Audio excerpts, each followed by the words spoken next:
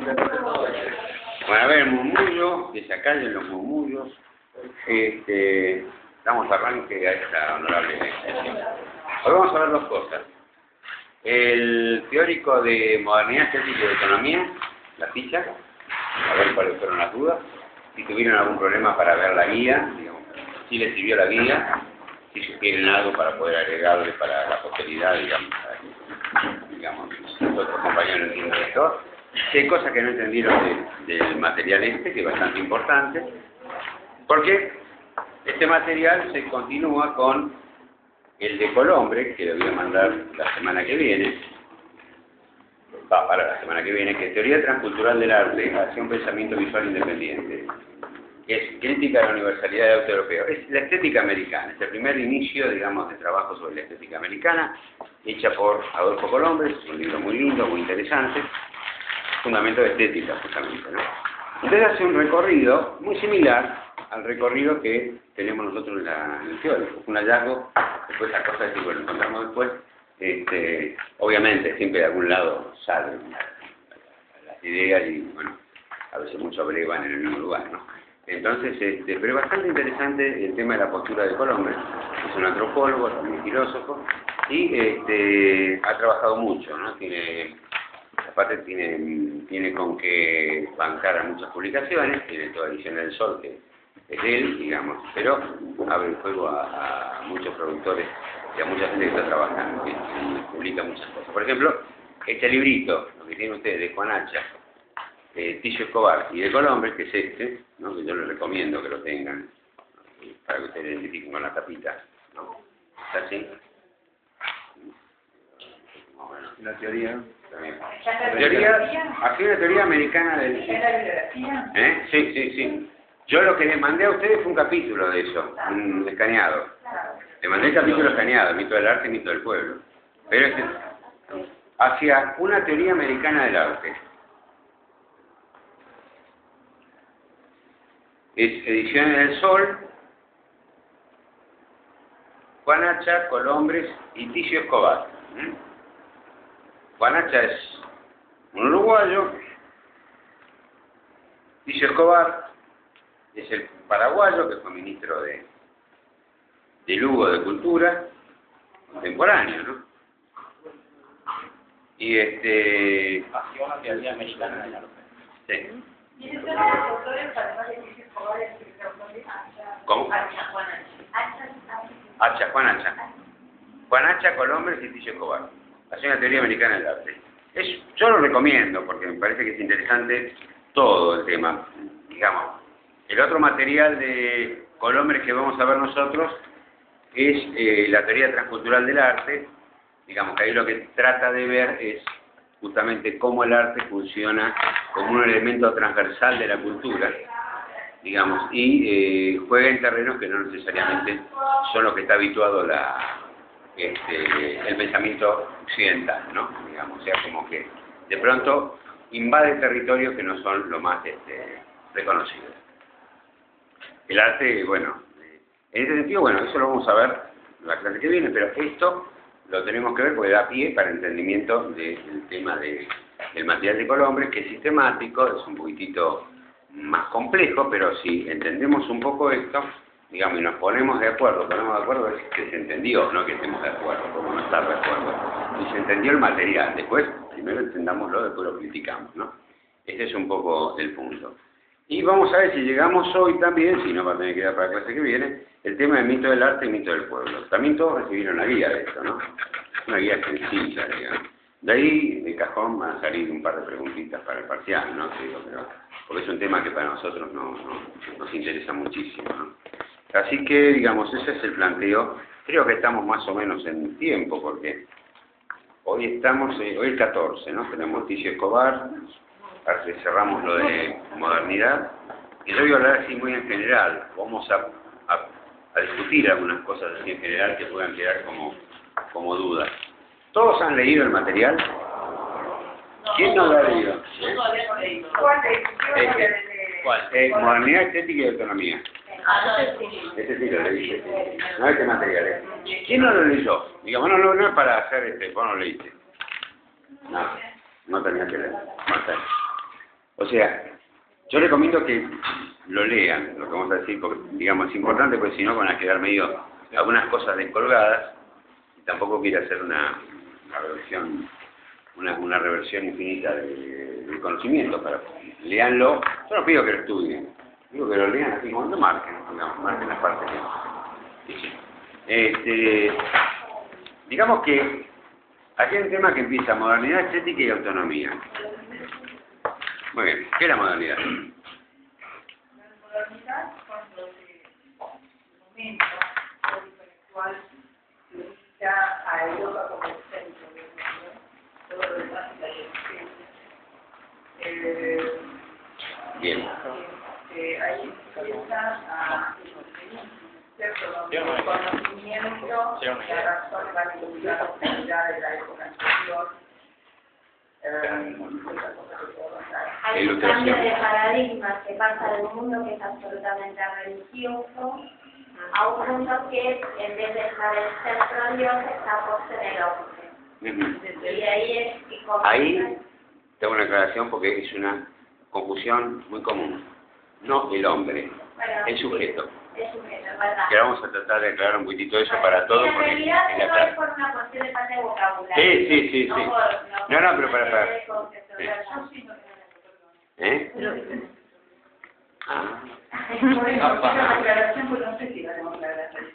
Claro, el tema es que, un poco como dijo ella, el tema es que hay un cambio de paradigma completo.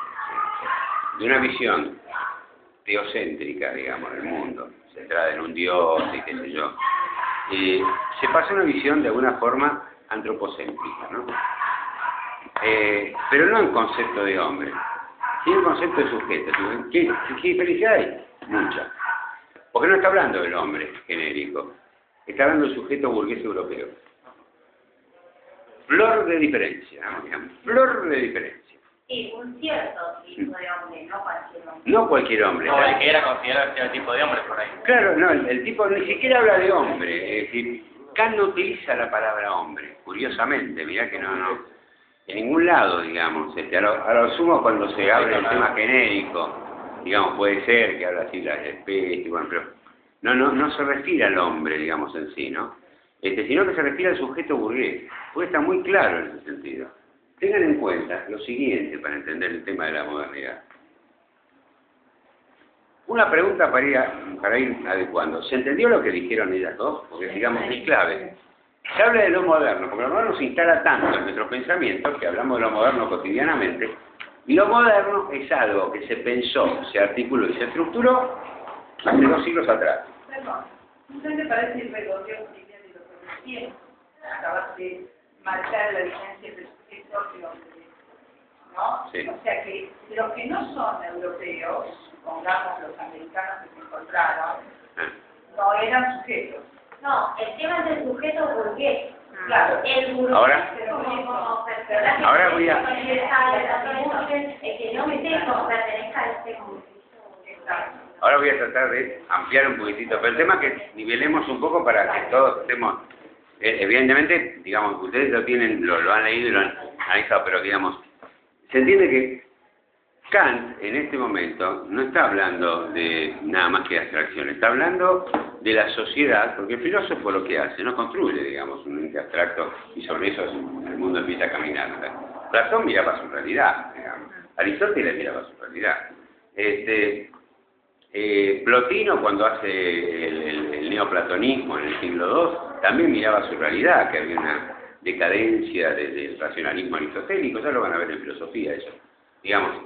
Entonces, hay todas unas cuestiones que a partir de después viene San Agustín, es decir, con la patrística, que es digamos, del siglo VI, y después viene Tomás de Aquino, ya cuando la Iglesia se mete ya con poder temporal. Pero eso en 1200, estamos hablando, Kant, ¿cuándo estamos hablando? Lo ubico temporalmente para que todos... Lo estoy hablando en 1800. Y no, él escribió en 1787, o sea, revolución, pero para ver un poquitito... Sí. Porque 1767 parece mucho más lejos que hablaba 1800, ¿viste? Sí. Sin embargo estaban ahí. Sí, estaban ahí, digamos, claro. Napoleón III caminaba haciendo la reacción, digamos, a la Revolución Francesa, digamos, en 1814, ¿no es cierto? O sea, estaban ya jugando en otro terreno. Pero, digamos, ¿qué está pasando en ese momento? Kant analiza y ve como un gran problema. En primer lugar, ahora vamos a ver Kant, pero lo dejo colgado ahí un segundo. Pues si no parece que las cosas fueran mágicas. Yo creo que hablé algo, que es la burguesía. Le comenté un poco cómo surge la burguesía, cómo crece la burguesía. ¿Hay un texto que se refiere a eso? ¿Cómo? No. Comenté algo de eso, ¿no? Sí, cuando todavía no habíamos leído nada de todo Está eso. bien. Sí, pero es importante, lo voy a traer ahora para que unifiquemos, para que vean, no sé, a lo mejor la primera clase, bueno, pero acá el tema del sujeto burgués, para mí el sujeto burgués nace en un momento muy particular y muy especial. ¿Qué es cuándo? Yo les hice un pequeño relato histórico, cronológico, muy pedestre, de un poco de Europa. Bueno, estoy hablando ni de la historia de China, porque en el 1200 existía China, ¿no? Existía mucho antes. Llevaba 5.000 años los chinos, ¿no? Lo mismo que los japoneses, los hindúes, no sé, bueno, los tantos. Pero digamos, existían en todos lados, digamos. Lo que pasa es que la historia pasa nada más que por Europa. Es casi infantil, ¿no es cierto? Pero bueno, es así. A menos nos lo han enseñado a gente con mucho entusiasmo. El sujeto burgués, ¿cuándo surge? A ver, alguien que se acuerde de lo que hablamos en la primera clase. ¿Se acuerdan un poco de lo Sí, que había mucha opresión y que... ¿Mucho? Mucha opresión y mucha diferencia de clase. Era la época de la Revolución Francesa. Claro, a ver, vamos a ver, sí, pero pasaba lo siguiente. Un desprecio muy grande. No, pasaba, está bien el concepto, pero a lo que iba yo, ¿cómo se forma la burguesía? Es decir, ¿cómo se construye la burguesía? ¿No? O sea, pues si no parece como un hongo que aparece ahí nada más. No, en serio, ¿es cierto? Poner valor a las cosas.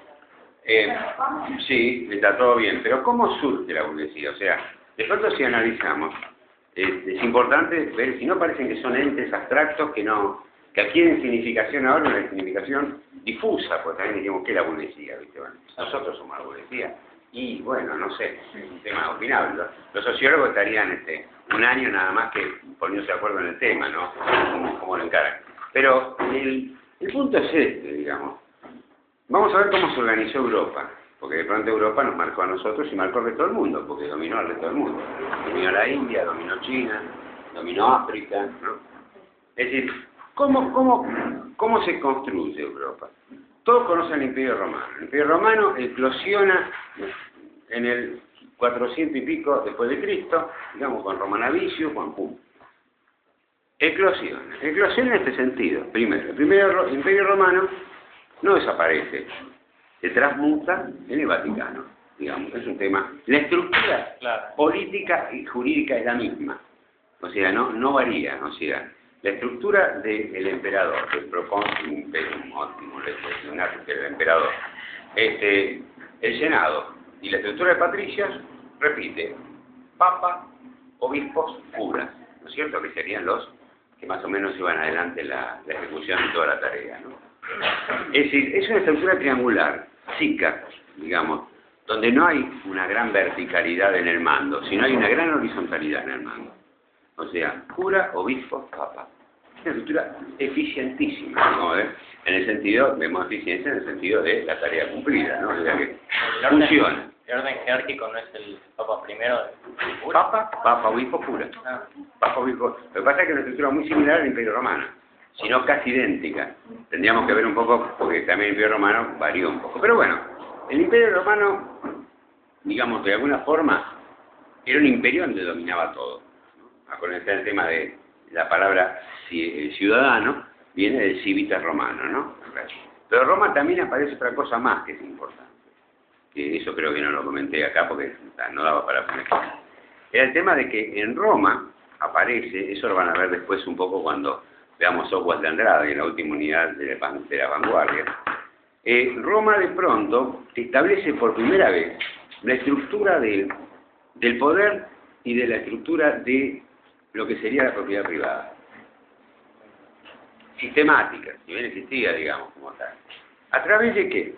Es la primera que a través del derecho natural, la estructura que plantea del derecho natural y de los códigos jurídicos de todo el testeo romano, de lo que es la justicia y cómo se establece, se establece una ley que es clave, que es la ley hereditaria. La ley de herencia, a través del primogénito, aparece en Roma, siglo I después de Cristo.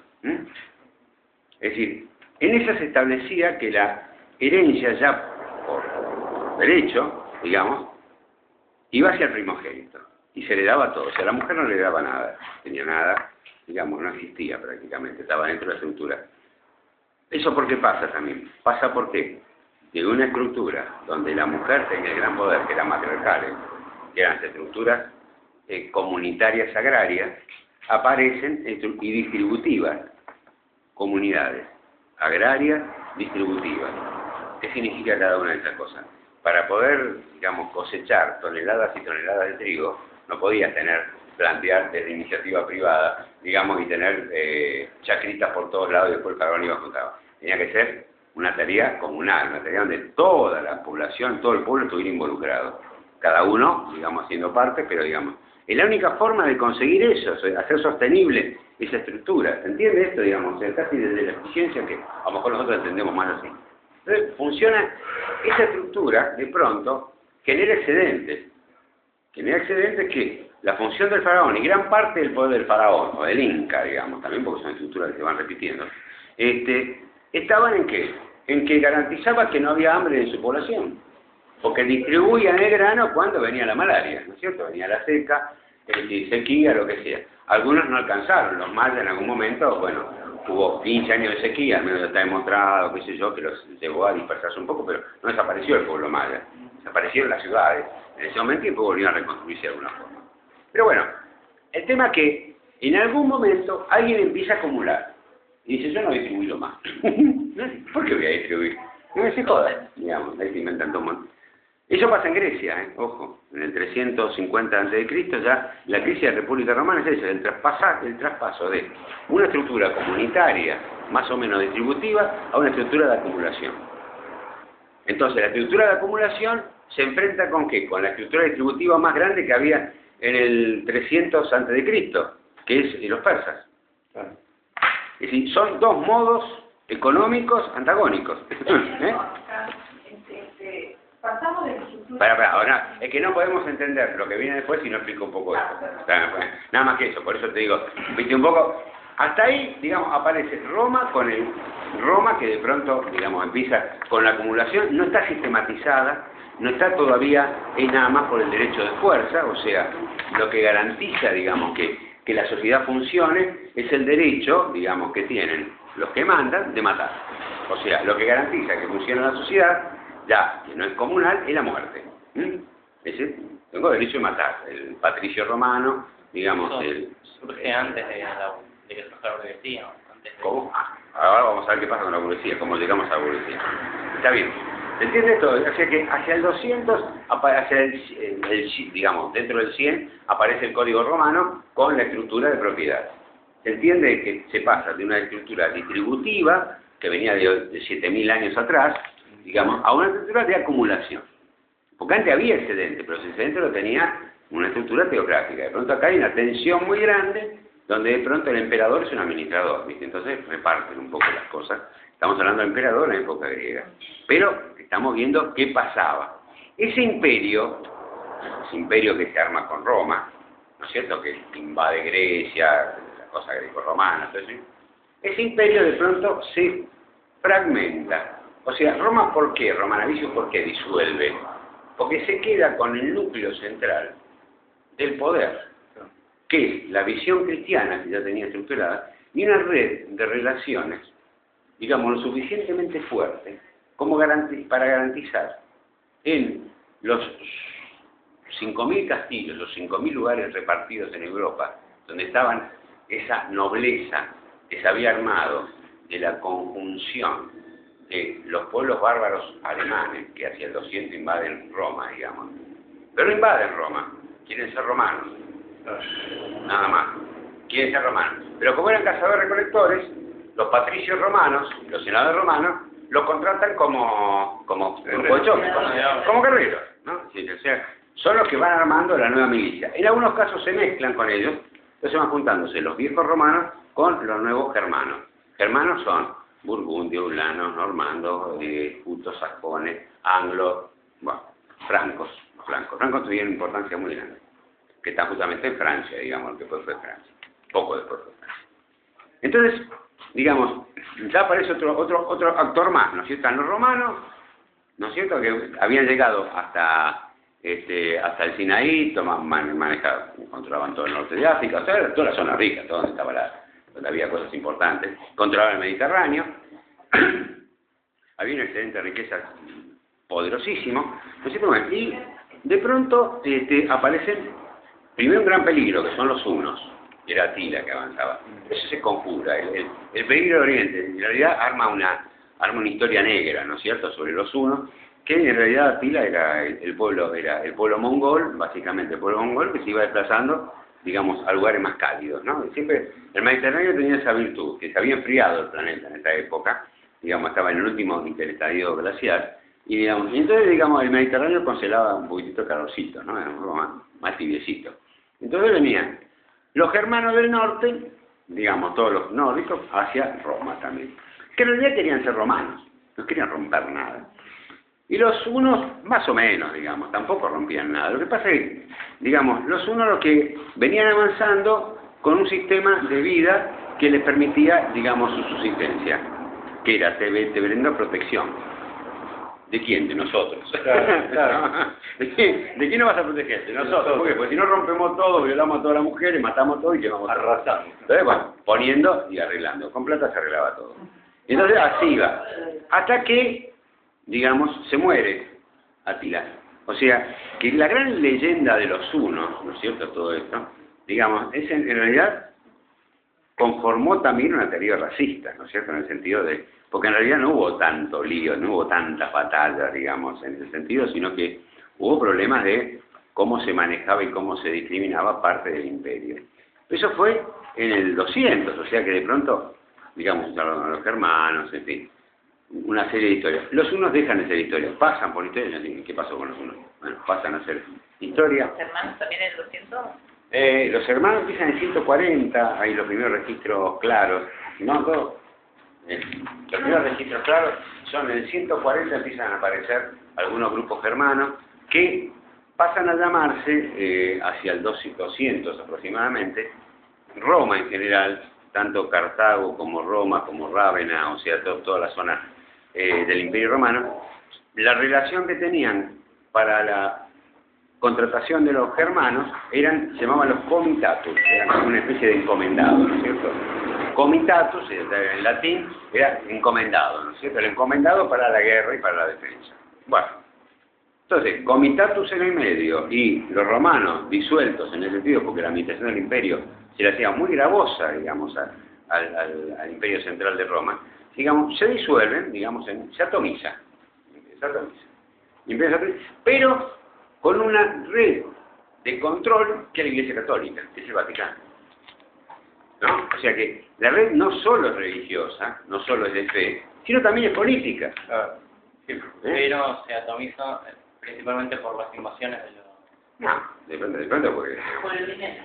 No, realmente le costaba mucho. Era un tema, no podían administrar el imperio, es decir, es un tema de administración del imperio. De pronto una administración más económica era justamente manejar esto. El Vaticano manejaba todo el imperio igual. Manejaba todo el imperio sin necesidad de mantener ejércitos, de mantener esto, porque se le iba de las manos, ¿no? Económicamente, acá viene el tema. Ideológicamente seguramente. Ideológicamente por ahí el Vaticano como que gobernaba todo el imperio romano, pero no sé económicamente dónde salen. ¿Económicamente? Claro. No Bueno, sé. Económicamente el Vaticano descubre un viejo truco, digamos, no nuevo, que es el fisco, digamos, es el pago, es la cobranza de impuestos, digamos, o sea que económicamente el diezmo. El Vaticano no produce nada, lo que produce es fe, y contra eso, digamos, hay que ponerse, digamos. ¿Qué pasa? El Vaticano nombra a los obispos, a veces contra la voluntad de los señores que van creciendo en todo esto, o sea, todos estos átomos. ¿Por quién queda al frente de los castillitos y todo esto? Bueno, los viejos patricios que se han juntado con los germanos, estamos hablando de 300, 450, digamos, más o menos. Ahí, y pasan otras cosas ahí, pero digamos, políticamente se organiza Europa Central en ese sentido, en esa dirección. Ahí van los germanos tomando cada vez más preeminencia, sobre todo en función de ¿qué? En función del poder militar.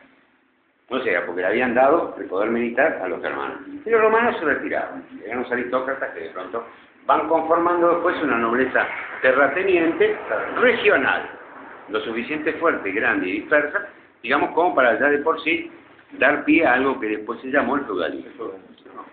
Es decir, que el feudalismo, ¿por qué se llama así? Digamos, se llama así porque establece, valga la redundancia, las relaciones feudo-vasalláticas, que es una especie de contrato social. O sea, donde yo soy el señor de un castillo chiquitito, que tiene tantas hectáreas, que pique el otro, digamos, le juro vasallaje a otro señor que es más poderoso, más importante, ante el cual yo me comprometo a acompañarlo en las guerras o lo que sea, digamos, ¿no es cierto? Y él se compromete a protegerme también. Bueno, y así sucesivamente una especie de escalonamiento, ¿no? Casi concéntrico, digamos, se van dando en ese sentido. Hacia el 1200 ya se conforman como monarquía. Ahora bien, imagínense ustedes, háganse esta composición. Los castillos, acá estamos hablando de la estructura del poder, ¿no? La iglesia fenómeno, la iglesia recaudaba. Para recaudar hay que tener algo, digamos, si no, no para recaudar. ¿Quién era el que producía? Producían los feudos, o sea, los protofeudos, que todavía no eran los feudos, podemos hablar de la estructura feudal a partir del 800, digamos, digamos, recién ahí podemos decir que hay una estructura, pero que se da en el reino franco, básicamente, los francos son. Bien, como saltamos rápido, pero digamos, a lo que voy va a ser las relaciones que se dan de poder y de consumo y de producción, digamos, en los territorios feudales. El territorio feudal, ¿qué estaba? Estaba el señor, y tal como lo dice un historiador maravilloso, que es Brodel, Ferdinand Brodel, decía, los tres órdenes del mundo feudal son, digamos, los que oran, los que guerrean y los que mandan. O sea, los tres órdenes estaban cubiertos por la nobleza. O sea, la nobleza tenía toda familia. Los primeros, por ejemplo, los primeros que agarran, los que mandan y los que oran, los que rezan. Digamos, o sea, cada familia, cada nobleza tenía un cura, digamos, un obispo, que ahí se peleaba con el papa a ver si era mi hijo, mi nieto, mi sobrino. No me manden ningún obispo acá que yo no conozca, digamos, porque eso generó bastante discordancias y muchos líos, y varias cabezas cortadas por varios lados, pero bueno, era así como se resolvían las cosas en ese momento, digamos, se siguen resolviendo, igual ha sido peor, digamos, pero bueno, los que mandan, ¿quiénes son? La nobleza, centralmente, y los que guerrean, pero nadie trabaja, aparece un cuarto orden que serían los que laburan. Alguien tenía que trabajar. Ahí aparece el tema. Las relaciones feudo-vasalláticas, o sea que era una especie de escalonamiento a juramentos de lealtad a un señor, que a su vez es un señor libre, ¿no es cierto? Libre con poder, digamos. Tenía, además, una relación inmediata. Eso es lo importante, que había consenso. O sea, el tema es que en esa relación había consenso, había acuerdo, donde obviamente si no cumplías el acuerdo había mucho lío, ¿sí? Pero además, como estaba el cuarto orden, que eran los que laboran, ¿no? O sea, los que trabajaban, ese cuarto orden está incluido, como dice ya, los siervos de la gleba, que era el contrato de servidumbre. O sea, la relación vasallática incluía una relación de servidumbre. O sea, servidumbre, ¿qué significaba? Que los que rodean el castillo, no eran los dueños de la tierra. De hecho, los señores tampoco eran dueños de la tierra. ¿Quién era el dueño de la tierra, en realidad? Era, en primer lugar, la iglesia, y después el monarca. Es decir, el monarca, el rey. Es decir, sí, pero le delegaban. O sea, yo rey, te nombro a vos señor de la marca tal, y te entrego 35 castillos, ahora eso sí, andá con este ejército y sacame lo que están ahí. Más o menos Te lo dejo, pero primero... Te lo dejo, pero rompé, sacalo, ¿viste? Si podés sacarlo... Pero entonces el rey y el señor feudal, ¿dónde entrarían si no son dueños del castillo? Ahora, no, vamos a ver. La iglesia imponía a su gente, no siempre. Digamos, el señor feudal normalmente, bueno, a tu pregunta, normalmente estaba en ese lugar. Digamos, pero ¿qué pasa? Hay un poder mayor en este sentido, que en realidad hasta el señor feudal, en relación con el Vaticano, digamos, era que todo era de Dios. En realidad volvía. Era de Dios, pero lo administró yo. ¿Verdad? Digamos, entonces, ahí venía un poco el tema, ¿no? Entonces la cuestión es esta. El problema es que hasta acá estamos hablando de las relaciones de, lo que diría tal Althusser, de superestructura, ¿no? O sea, cómo se manejan las relaciones entre ellos. Con un poder grande del Vaticano, que era capaz de correr a un señor feudal, porque de pronto podía armar una alianza con varios territorios y decir, bueno, a ver, el señor de Gales me molesta, ¿viste? Digamos, porque no nos da bolilla, porque no paga los impuestos al día, que vamos a... O porque está pensando otras pavadas, ¿no es cierto? No va a misa, no sé, bueno. Vamos a... Entonces, el Vaticano tiene un gran poder de manejo de la relación política como para conjurar a otro feudo sobre ese, ¿no? Pues había alguien, a lo mejor ganaba o a lo mejor perdía. Sí. También tenía que ver esto la época de las pestes y de la... Bueno, sí, lo que pasa es que año 1000, el milenio, digamos, el famoso año 1000, sí, ahora, el milenio, digamos, lo que pasa es que viene un gran crecimiento, digamos, pero se había perdido la estructura urbana de Roma. O sea, no había una estructura sanitaria ni nada, digamos, sí. Las ciudades eran un desastre. Caminar por Londres era caminar sobre una cloaca, digamos. Las calles de Londres, la gente de las películas, que más o menos está mediatizada por un romanticismo medio son, ¿no es cierto? Pero la gente tiraba las vacinillas o la escupidera a la calle, ¿no es cierto? Y vos tenías que tratar de que no te ¿no? Se parece el cajero. El cajero. Exactamente. Bueno, los romanos tenían, digamos, armada toda una estructura de cloacas sanitarias brillante. Pero cuando el Imperio Romano deja de ser administrado centralizadamente, salvo el Vaticano y algunos ejes de poder, así, citadinos, digamos, comienzan a crecer en forma muy grande, digamos, sin ninguna cuestión sanitaria, ¿no? Eso es una cuestión elemental. Pero ¿quién crecía? Crecían los que estaban alrededor de los feudos, porque esos eran los que trabajaban. ¿Quiénes eran los que estaban? Los que laburan, digamos, los siervos. Los siervos que no tenían ningún poder, que cuando decían, por favor, dejen una tierrita para poner. Entonces los tipos sembraban, pero algunos empezaban hacia el 700, 800, ¿a qué? A ser artesanos. Es decir, a hacer tareas que ya se venían haciendo, digamos, pero se empieza a armar lo que se llaman las guildas, que serían los gremios. ¿Cómo quedaban libres de...? Falta, todavía no se han quedado libres. No, no quedaban libres, se la ganaron, digamos. Porque si un señor feudal le vendía a otro, los siervos eran parte de la tierra. Claro, los siervos eran parte de la estructura del señor feudal. Se vendía ese pedazo con esos obreros. No se vendía, en realidad nadie vendía nada. Hacían acuerdos, o se resolvía con un contrato con espada en mano y cosas por el estilo, ¿no? Pero digamos, sí, siempre había una forma de casamiento por obligación, pero pronto va. Pero la cuestión es que ella dijo, digamos, ¿cuándo dejan de ser? Primero que no son esclavos, son siervos. La relación de servidumbre hay una contraprestación. Yo te protejo y vos me pagás, digamos, la mitad de todo lo que producís o más, me lo das a mí. Pero ¿qué pasa? No eran todos campesinos. Había herreros, había carpinteros, había, digamos, talabarteros, de todo, había todas las actividades. Porque el noble no laburaba, el noble no tocaba la materia. Es decir, el guerrero tocaba la espada y se la pasaba afilando la punta del corcel, ¿no? Pero digamos, no laburaba. Y el que oraba, ora. Digamos, no labora, ora nada más. Pero labora, no, ora. Entonces, digamos, ¿quién trabajaba? Bueno, ahora el que trabaja la materia de pronto, a través de cientos de años, van ganando, digamos, algún tipo de privilegio. ¿Por qué? Porque arman una cosa muy importante, aparecen los gremios, que llamarían, entonces se llamaban las guildas, que eran, en realidad escuelas de artesanos, guildas, como guilda. Bueno, eran escuelas de artesanos, o sea que en realidad, digamos, era como donde se enseñaba a ser carpintero, entonces había como, qué sé yo, 60 escalas, Brodel, por ejemplo, el primer Brodel ¿cómo se llama? George Duby, digamos, han trabajado como en algunas de los gremios y demás. En algunos casos había como 60 escalas de aprendiz de primera, no sé cuánto, que era el tipo que a los 10, 11 años empezaba a trabajar, digamos, hasta que era el maestro, ¿no es cierto? Pasaban. Y eso era sistemático, o sea que de pronto ordenaban. Y las islas empezaron a relacionarse entre sí. O sea, los gremios de Alsacia se empezaron a relacionar con los gremios de Lorena, digamos, ¿no?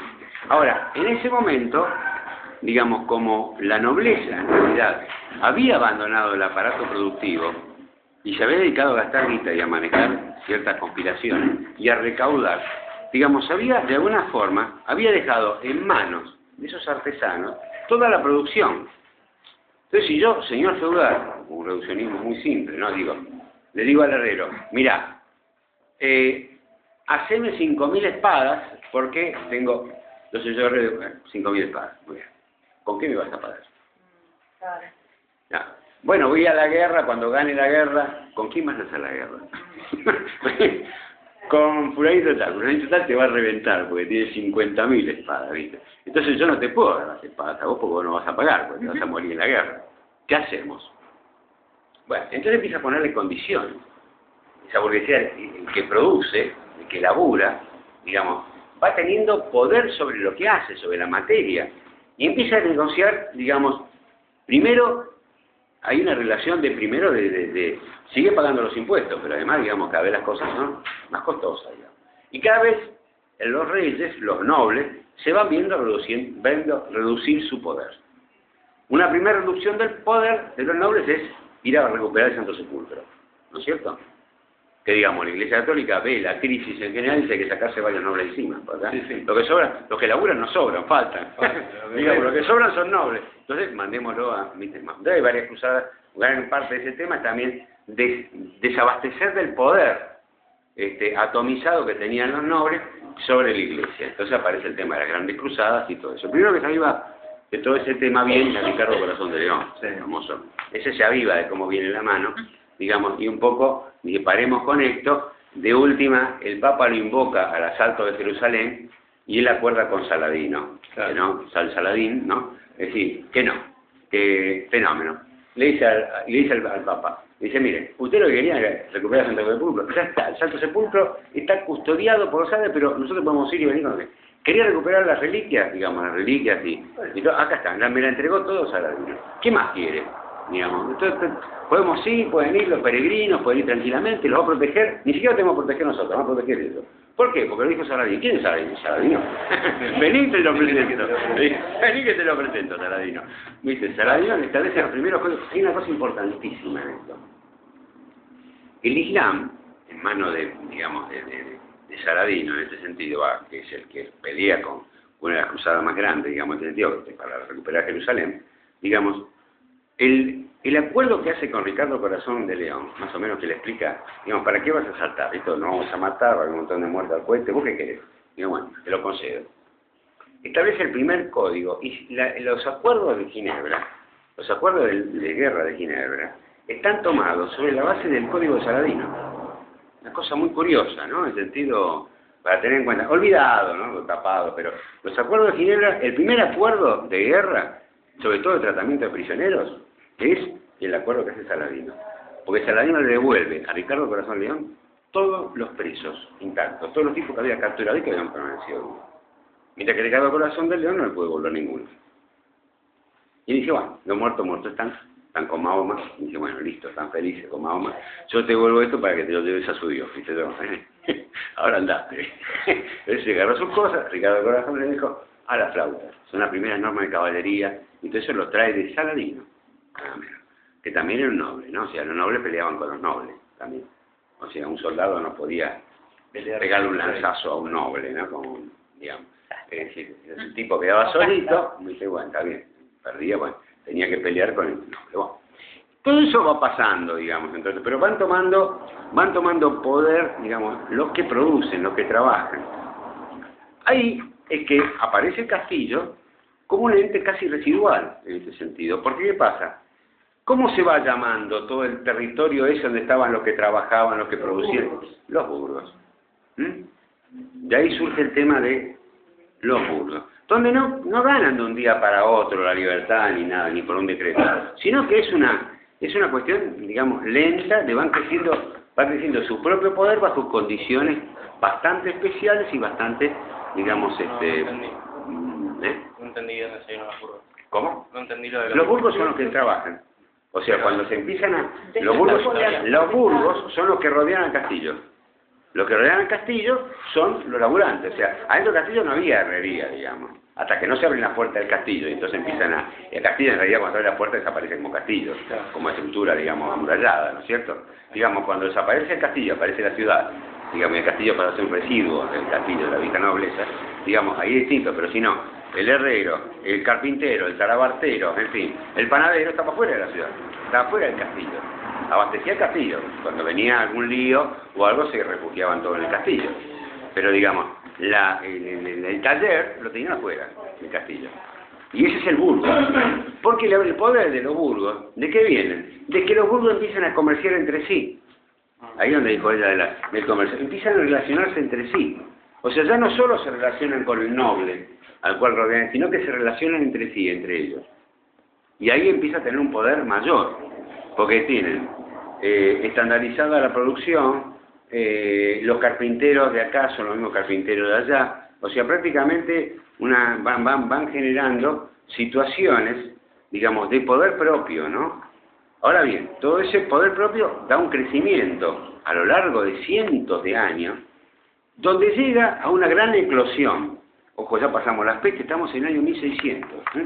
En Inglaterra, curiosamente, 1670, digamos, aparece en 1670 y pico, aparece un líder importantísimo de estos señores, de todos estos burgos, digamos, que habían tenido un poder propio ya, en el sentido de la capacidad de producción y todo eso. Y lidera todo eso un señor que se llama Cromwell. 1860. 1680. O sea, el señor Cromwell plantea, él era herrero, básicamente, su primer trabajo era herrero, pero él plantea, digamos, que tenía una realidad más o menos grande, y era un elemento decisivo dentro de la economía también. Junto con otros tipos que manejaban otras cosas, ¿no es cierto? Los carniceros, qué sé yo, ¿no?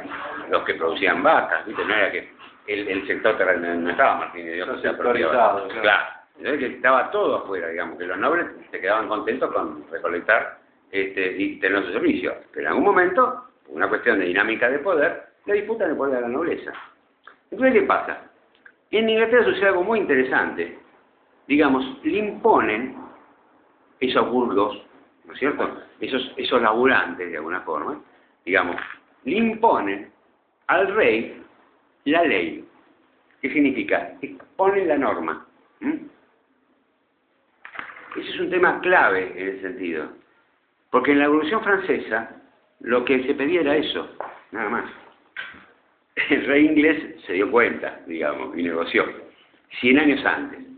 O sea, le llevaba 100 años de ventaja a Francia, en ese sentido. O sea, la Revolución Francesa la tuvieron los ingleses 100 años antes. Porque en realidad relativizaron el poder del rey, establecieron las cámaras de lores, ¿no es cierto? Establecieron las cámaras, donde estaban las dos de la bicameral ya, por sí estaban los representantes de la burguesía y los representantes de la nobleza, ¿no? Que jugaban en partes iguales. Eso se instala recién en Francia con la Asamblea, 100 años después, 1789, ¿no es cierto?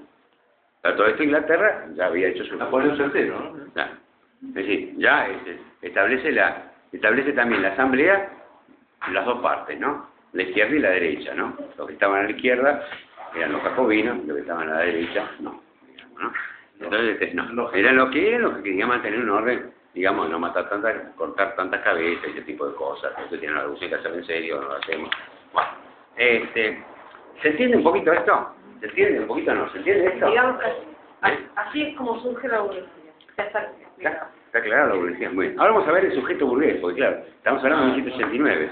Digamos, llegamos al sujeto burgués. Pero si no tenemos identificado el sujeto burgués. ¿Quién carancho es el sujeto burgués? Ahora sabemos quién es el sujeto burgués. ¿Está? Es ese el sujeto burgués. No es la nobleza. Ahora el sujeto burgués, digamos, ya no es solo Alguien dijo acá iluminismo, ilustración, todas esas cosas. Bueno, ese sujeto burgués es sujeto de conocimiento también. Y también, como maneja la materia, necesita manejar la técnica, sí. Claro, el burgués no era que no podía estar en ninguna parte de la pirámide, estaba preestablecida también, porque no era noble, no guerreaba, y su trabajo hasta cierto punto, porque luego acumulaba para vender o para poder intercambiar. Entonces en esa pirámide, Bueno, esa pirámide se diluye. se desarma. Se desarma porque no puede sostenerse a lo largo de los años, no puede sostenerse. O sea, cuando, digamos, se le pone un ejército burgués, digamos, enfrente al rey, digamos, el rey se da cuenta que esa pirámide no existe más. Claro. ¿No? Dice acá, pasa otra cosa. Aparte viene de la mano de otra cosa también fundamental, que es el cisma religioso. O sea, que es Lutero y la Reforma. No es casual, digamos, que... Hay una serie de otras causalidades que hacen que no cambie totalmente. Claro, ese es un tema, el tema de la Reforma protestante, digamos, genera un impulso muy grande a la burguesía hacedora, digamos, ¿no? Laburante, ¿no? Y concentración también de poder, riqueza y dinero en los burgueses, digamos, de alguna forma. Sobre todo poder, porque saben que para tener dinero hay que tener poder también. Es decir, es un juego y vuelta, o sea, hay que saber plantarse al rey, ¿no? Es un tema casi prioritario. Bueno, Kant, justamente, escribe para esta gente, ¿eh? Escribe viendo lo que está pasando. Entonces habla de la necesidad de la ilustración. Habla de la necesidad de que el burgués sea un burgués ilustrado, ¿no es cierto? Y entonces también es el cambio de paradigma, digamos, la visión teocéntrica que todo se explicaba por los dioses pasa a ser una cosa más compleja. Pero entonces habla del sujeto burgués, habla del sujeto, no habla del hombre, no se le ocurre, no sé por qué no se le ocurre, pero digamos, habla del sujeto burgués. Es lo que decimos, es una edad impregnada de subjetivismo. ¿Sujeto burgués qué significa? ¿El sujeto qué significa? Significa que sin el sujeto no existe ni tiempo ni espacio. Kant plantea, eso lo vemos un poco en la ficha, la cuestión simple de la hiéstesis, o sea, o algo así como la cuestión de las sensaciones, ¿no? Es decir, como que las cosas son únicamente en función y como fruto de lo que el hombre percibe. ¿Está? Es decir, las cosas no existen porque está Dios, sino que las cosas existen porque el hombre las percibe. El hombre es sujeto. El hombre, el sujeto, perdón, se me escapa la lingüística. El sujeto burgués las percibe, ¿no es cierto? Digamos, ese sujeto es el que percibe las cosas y en esa percepción construye los objetos. Ahora, eso es un ida y vuelta. Voy a repetir. El sujeto burgués, tiempo y espacio existe, ¿por qué? Porque existe el sujeto que ocupa el espacio, si no, no existiría el espacio. Y existe el sujeto que mira el tiempo, si no, no existiría tiempo. Si no hay un sujeto, son estas cosas comunes a nosotros, ¿no? Un poco hasta nos suenan, digamos, como familiares, ¿no? Digamos, es decir, esa cuestión de subjetivismo, digamos, genera una relación, una estructura mental de poder muy especial y de relacionamiento, lo que se puede llamar un ethos, de relación con toda la sociedad, muy especial. Kant en esto es muy cuidadoso y justamente dice que el hombre preconfigura, digamos, su noción de los objetos, el hombre, el sujeto, preconfigura la noción de los objetos en función de la percepción que tiene como sujeto. O sea, él dice, los objetos no existen. Los objetos son una construcción de mi subjetividad. Está bien. Los objetos son una construcción de mi subjetividad. Yo como sujeto percibo esto. Y existe en la medida en tanto de que yo lo percibo. ¿Se entiende? Eso es importante para el tema después de comprender lo que decimos acá en la ficha de arte con verdad y arte sin verdad. Porque la percepción no tiene nada que ver con la verdad. Desliga un poco los dos temas, ¿no? Un poco para ir viendo la parte final de la ficha también, ¿no? Es decir, arte sin verdad, no hace falta. Con que tenga la percepción, porque además se está hablando de los burgueses exclusivamente. no está hablando de los campesinos, que por supuesto ya es un sector que ha sido superado por la propia burguesía. O sea, la burguesía ya tiene campesinos, sus viejos tíos, abuelos, qué sé yo, que eran campesinos son más, que ya son campesinos que generalmente pueden ser frutos de la guerra o gente que ha quedado atrás en el reparto, ¿no? En el reparto de poder. O sea, hay una gran acumulación, una acumulación poderosa. Digamos, quien primero acumula son los sajones, porque tienen una ley y tienen una normativa para poder acumular acorde. Los franceses no, el reino franco no, queda atrasado y la presión de la burguesía es muy alta, digamos, sobre esto para poder, digamos, alcanzar y jugar. De ahí, digamos, Alemania justamente mantiene una diferencia bastante grande, digamos, con el resto de Europa. O sea, Alemania no casualmente termina siendo aliada de Inglaterra continuamente, ¿no? O sea, que generan toda una visión que después la culmina haciendo Hegel, digamos, como una visión 40 años después, ¿no? 1840, digamos. Da una visión especial de filosofía de la historia sobre lo que son los marginales, digamos, o sea, nosotros, lo que es América, África. Dice, no me interesa el norte de Europa nada más. Ni siquiera me interesa, digamos, el sur de Europa. No me interesa Grecia, pues ya fue, dice. Grecia ya fue. Dice, Italia ya fue. Italia no existe, no existía para ese momento. Italia recién se configura como todo esto ambientado en qué año. ¿Eh? ¿Qué año? ¿Qué año qué? Lo que decía acá. Lo que acá en 1789, digamos. Es decir, él escribe la crítica de la razón pura, para decir, digo, genéricamente. La crítica de la razón pura la escribe en 1784 o 1787, hace una revisión. La crítica de la razón práctica la escribe en 1791. Y la crítica del juicio, que es lo que habla acá, que tenemos la percepción, pero el primer planteo sobre la percepción lo da en la crítica de la razón pura, que es una teoría sobre el conocimiento, ¿no es cierto? Que en realidad hace la teoría del conocimiento, que es los pensamientos a priori místicos, bueno, todo un planteo que no vamos a entrar ahora, viendo lo que hizo hacía 60 años atrás Newton.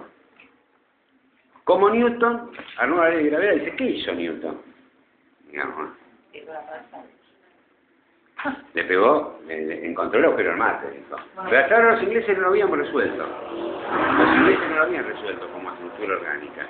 Los ingleses eran esencialmente empíricos, prácticos.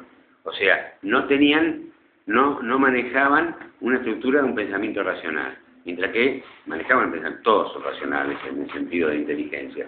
Pero digamos, era como la práctica recurrente. Mientras que los continentales, sobre todo con Descartes, digamos, manejaban una cuestión de decir, bueno, había un pensamiento racional independiente donde de la razón se podía construir sin necesidad de la experiencia. Eso se llama la metafísica, o sea, más allá de la demostración, ¿no? Había como dos pensamientos antagónicos, uno que era absolutamente abstracto, y otro que era eminentemente práctico, pragmático y práctico. Ninguno de los dos avanzaban. Kant, de alguna forma, viendo lo que ya había pasado, ¿qué hizo Newton? Juntó un universal con un particular, digamos, y le dio una estructura y le dio la norma, pero usó las dos. Usó el pensamiento puro abstracto y además usó la práctica. Y con la práctica hubo un nuevo pensamiento abstracto que es un universal, que fue la ley de gravedad. Que a partir de ese universal se explican cuestiones particulares. O sea, cae una bomba, digamos, como tiro las leyes de la balística, digamos, prácticamente la ley de gravedad servía para eso, sería para meter un cañonazo bien justo, que si tenemos puntería, y todas las demás cosas que tienen que ver con la gravedad, ¿no? Entre todas estas cosas, lo que le dio tranquilidad a Kant también es que, de pronto se explicaba por qué los planetas no chocaban entre sí. Mirá, de alguna forma, vio la armonía del universo en función de la ley de gravedad. Que Newton lo había planteado sin saber que había hecho lo que Kant supo leer, ver, y dice, bueno, juntémonos, muchachos, la cosa viene. Eso es crítica a la razón pura. Pero habla sobre la moral, porque también no solo le da una teoría del conocimiento, digamos, a esa burguesía. Junto con eso hay un texto muy lindo que no habla de filosofía, que es la ilustración, que es la ilustración para Kant. Digamos, como un texto superador y fundamental, porque también le vamos a agregar otra cosa más a la burguesía. No toda la burguesía, sino la burguesía ilustrada. Claro. Porque aquella burguesía que no está ilustrada está condenada a ser dependiente de la burguesía ilustrada. ¿no? Entonces, digamos, va estableciendo categorías. Y dentro de una... ¿Cómo? Sí, sí, pero son otros sujetos, digamos. En este sentido, él plantea que, digamos, los sujetos a veces tienen vocación de ser dominados, porque es más fácil. Claro. Es más fácil ser dominados, es más fácil que te controlen, digamos, a tener... La voluntad de pasar de a la autoridad a... Sí, como la finalidad de la La comodidad de la falta de responsabilidad. Eso es un tema, digamos, central en el pensamiento kantiano. Tiene que ver con esto, pero no todos son... Porque aparte, ¿quiénes son los que...? Porque aparece un elemento nuevo en todo esto, que es la noción de belleza, digamos, en el sentido desde la perspectiva de Kant, y la noción de la aparición del genio. Y todo lo que decimos acá en la ficha referente a lo que es la visión de los ingleses, Kant estaba muy, digamos, de alguna forma estaba muy influenciado por el pensamiento inglés, digamos, de Burke, Hutchinson. ¿Entre esos? Bueno, uno que el sujeto emana y otro que del objeto emana sensaciones y otro que en realidad... Sí, Van Garten y también Hutchinson. Y Burke es el que dice, bueno, del sujeto... no, ellos dicen que en realidad, digamos, no es que del objeto emanan sensaciones, sino que el hombre los percibe. Ahora, Burke lo que dice es que del objeto emanan. Es decir, son elementos que todos son conducentes a lo mismo, ¿no es cierto?, de alguna forma. Pero también, para poder percibir esas emanaciones, digamos, hay que ser un sujeto ilustrado. No cualquiera, digamos. Un pobre campesino, digamos, ¿no es cierto? No percibe la emanación. ¿El qué? No, eso con Hume aparece. Hume es el que analiza el crítico de arte, que también relaciona el Hume, es maravilloso también, pero eso, bueno, que se ve en estética, digamos, ¿no?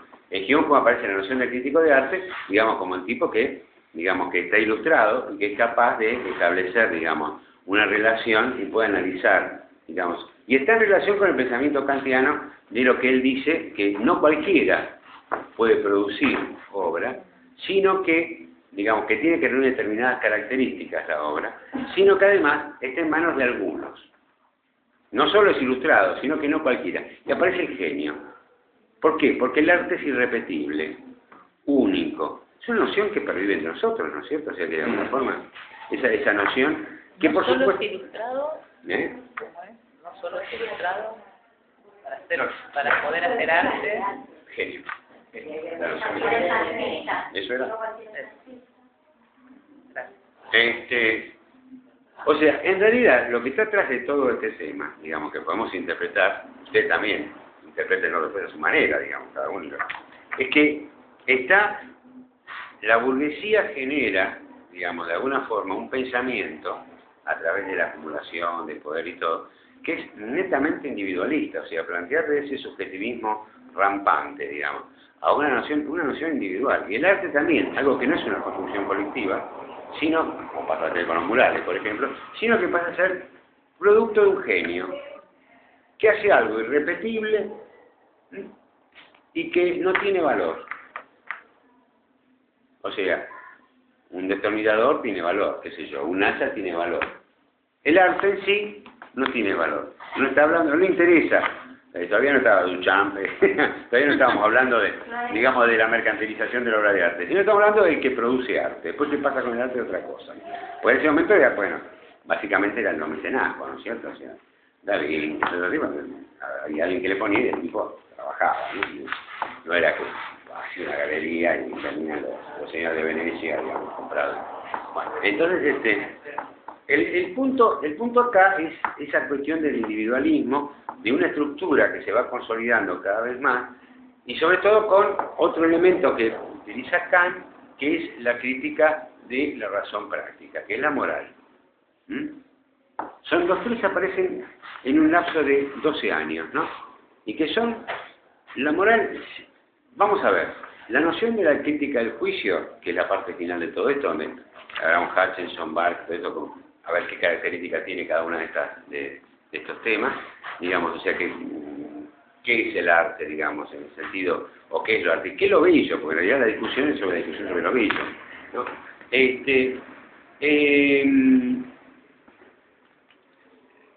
Junto con esto, y que se impone la noción, esa noción de genio, esa noción de no utilidad del arte, no útil, o sea, el arte es no utilitario. Digamos, un cuadro está ahí, no sirve para nada, sirve nada más que para la contemplación. Si sirve, ya no es arte. Si de pronto sirve para usarlo de mesa, Es un objeto. es un objeto, es otra cosa. Utilitario. Utilitario. Es más, si yo hago mesas artísticamente, soy un artesano. Claro. O sea, soy un arte de segunda categoría. Es arte menor. Es un arte menor. Bueno, eso justamente habla Ticio Cobar, ¿no? Por eso se emparenta directamente. Es un arte menor, es un arte de segunda categoría, digamos, ¿no? Ese tema, porque hay un arte de primera categoría, que es los ilustrados, ¿no? Pero, digamos, ese pensamiento elitista, pueden dar un nombre en ese sentido, pero vive en nosotros. Sí, sí. ¿No? Después de todo no fue hace tanto que pensaron eso, porque antes de eso estaba el arte religioso, o sea, otros tipos de arte, la noción pitagórica del arte clásico, otro tipo de arte. Digamos, otras visiones. Si no podemos traer a un tipo de 1200 a Tomás de Aquino para ver qué opinaba él de la belleza, ¿no? Probablemente me iba a repetir Aristóteles, ¿no sé? La visión de la belleza, obviamente, Aristóteles. ¿Cuál era la visión de Aristóteles? Bueno, ¿qué es mímesis? ¿Qué es copia? ¿No? Y que la copia es buena. Platón decía que no, que la copia era mala. Digamos, la copia es buena porque en cada acto de copia hay creación, decía Aristóteles.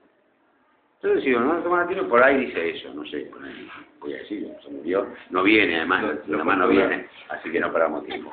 El tema es que lo que se pensó en ese momento para la burguesía es la construcción del mundo contemporáneo, digamos, o sea, la estructura básica del mundo contemporáneo, en lo referente a el conocimiento, la ciencia, al arte, o sea, la noción de lo bello, que impacta en nosotros, la ciencia también, porque vamos a ver un poco el pensamiento analítico sintético básico, surge de la crítica de la razón pura, sino además en lo que es la estructura jurídica. Que Kant impacta, con ese mismo pensamiento de la filosofía del sujeto, impacta en la ciencia jurídica. ¿De qué forma? Él habla de dos cosas fundamentales que hasta ese momento incluye algo nuevo. Habla de dos cosas, digamos, que hasta ese momento no estaban asociadas, digamos, las asocian. Aristóteles habría hablado de la ética, digamos, pero él ve la ética dentro de una estructura mayor, un sistema mayor. Dice, la burguesía, nosotros, el sujeto burgués, está compelido ¿a qué? Está compelido a tener una moral. ¿Qué es la moral? ¿Cómo debe ser el sujeto en sociedad? El deber ser. Plantea el deber ser como moral. ¿Y la ética qué vendría a ser? Vendría a ser lo que se llama el imperativo categórico. ¿Qué es el imperativo categórico? Es el momento de la verdad. Una pregunta, ¿cómo debe ser el sujeto? Seguimos hablando del sujeto burgués. En su sociedad, en la sociedad burguesa. Planteado por Aristóteles o por Kant. No, por Kant. No, Kant, Aristóteles no se ocurría la palabra burgués, digamos, no estaba, no existía. Digamos, claro, todas las cosas de pensamiento tienen que, todos los textos tienen un contexto, ¿viste? Es decir, surgen en un contexto, ese es el tema también de ¿en qué sentido? Era otro el contexto en Aristóteles. Entonces, él dice que tiene que haber una moral, o sea, la moral significa lo que todos tenemos, cómo debemos ser. Que aparte se transforma en un inconsciente colectivo, o sea que todos de alguna forma no leímos el Código Civil, Procesal, Penal, Comercial, digamos, y sabemos que no tenemos que robar, es decir, aunque a veces algunos roban, y sabemos que hay un montón de cosas, digamos, roban mucho, digamos, digamos, no se debe, eso no se debe, digamos, pero forma parte de una estructura de pensamiento también, porque no tenemos ese deber ser, porque si aparece, digamos, un tema central en todo esto, que si hago esto, digamos, puedo llegar a tener un castigo, puedo llegar a tener un castigo. El deber ser también tiene una base religiosa, ¿no? No sé. Aparece la culpa. Lo que pasa en la tradición judío-cristiana aparece la culpa, que los chinos no tienen. La tradición... No, me refiero a la estructura del deber ser. ¿Cómo ser? No, porque después... Me parece que tiene más que ver con la propiedad privada. ¿Cómo? Que tiene más que ver con la propiedad privada. Con la estructura de nuestra sociedad. O sea, hay que pagar las cuentas. Kant dice muy claro. Hay que pagar los impuestos. Así, pero hay que pagar los impuestos. Podemos ser libres de pensamiento. Pero primero hay que pagar los impuestos. Si tenemos que ir a la guerra, hay que ir a la guerra y después discutimos. Digamos, o sea que de pronto dice, primero se obedece, después pensamos y discutimos, ¿no? Si no queda... Yo voy para atrás con todo esto, ¿no?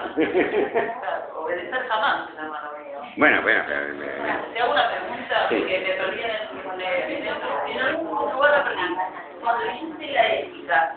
Ahora viene, todavía no. El imperativo categórico. Okay. Pero vea, ahora viene la explicación. ¿Qué es el imperativo categórico? Es el momento de la verdad. Es el momento en que yo opto, digamos, en seguir a mi moral o me mando una chanchada. Momento decisivo. El momento clave, el momento ético es ese, y hay un momento, es el imperativo categórico cuando pongo en ejercicio, digamos, mi moral. Es decir, y él dice, sí, no sé si debo, sí, no, negro o blanco. Ese es el momento que... Ahora bien, él plantea un tema central en la ética. ¿Qué es lo bueno y qué es lo no bueno? Y plantea un elemento central en la juridicidad contemporánea. Él dice, no hay nada, fíjense la definición que da en la primera palabra que es el prólogo, que se llama, tiene un nombre rarísimo, largo, pero es fácil, cimentación de la metafísica de las costumbres, ¿no? Un nombre rarísimo, no importa. Es el prólogo que hace a la crítica de la razón práctica. Muy simple, después va derecho al llano, al barro. Dice, no hay nada más bueno que las buenas intenciones. Ahí, claro, bueno, pero necesitaba, a partir de ese momento se empieza a establecer lo que es delito y lo que no es delito en forma sistemática. O sea, si hubo intencionalidad, o sea, si hubo dolo o fue un accidente.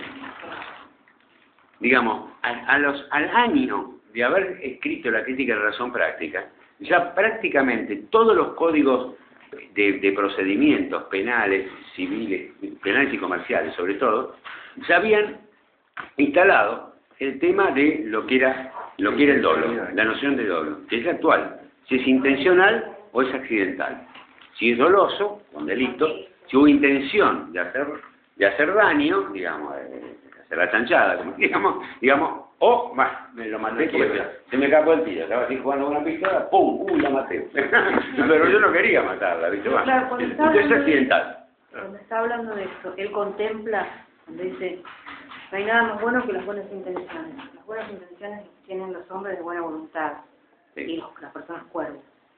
Los burgueses ilustrados. Claro, pero existen los criminales. Claro. Y esas personas no tienen... Tiene intención de delito. Claro. Tiene intención de delito. ¿Habla de eso? Claro, él dice, no habla de los criminales, no es un código penal. Es un código moral, digamos, de alguna forma. Pero plantea el tema de la intencionalidad y pasa a formar parte de todos los códigos penales eso.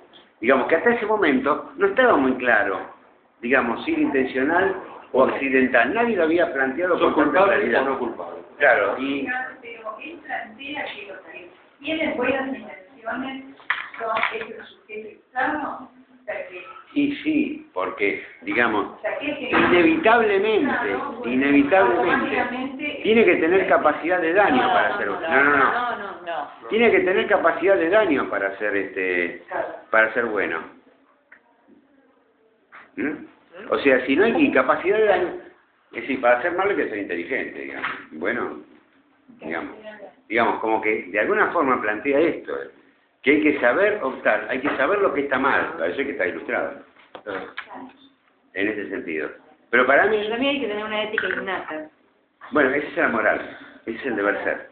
La ética innata por ahí está el inconsciente Pero colectivo. Es el inconsciente colectivo del deber ser, de la moral.